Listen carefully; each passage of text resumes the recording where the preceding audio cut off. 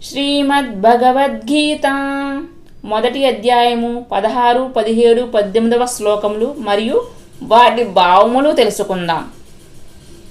అనంత విజయం రాజా కుంతీపుత్రో యుధిష్ఠిరః నకులః సహదేవశ్చ సుఘోషమణి పుష్పకౌ కాశ్యశ్చ పరమేశ్వాసః శిఖండీ చ మహారథః దృష్టద్యుమ్నో విరాటశ్చ సాత్యకిశ్చ పరాజితః ద్రౌపదో ద్రౌపదేయాశ్చ సర్వశః పృథివీపతే సౌభద్రశ్చ మహాబాహుః శంఖాన్ దద్ము పృథక్ పృథక్.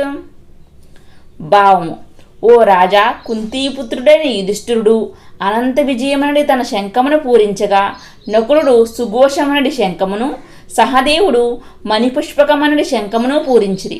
గొప్ప విలుకాడైన కాశీరాజు, యోధుడైన శిఖండి, దృష్టద్యుమ్నుడు, విరాటుడు, జయంపరానటువంటి సాత్యకి, ద్రుపదుడు, ద్రౌపదీ తనయులు, గొప్ప బాహువులు కలిగిన సుభద్రాతనయుడు మున్నగు వారందరూ తమ తమ శంఖములను పూరించారు.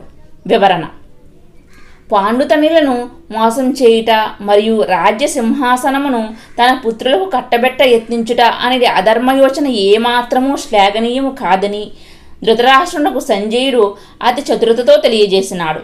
కురువంశమంతయు ఆ మహారణమునందు సంహరింపబడినటువంటి సూచనలు స్పష్టముగా లభించినవి. పితామహుడైన భీష్ముడు మొదలగును మనుములైన అభిమన్యుని వంటి వారి వరకు సర్వులు అచ్చట నిలిచి ఉన్నారు. వారందరినూ నశింపనున్నారు. తన కుమారులు అనుసరించిన యుక్తి విధానమును ప్రోత్సహించి ఉన్నందున ధృతరాష్ట్రుడే ఆ సమస్త ఘోర విపత్తుకు కారణమై ఉన్నాడు. జై శ్రీకృష్ణ.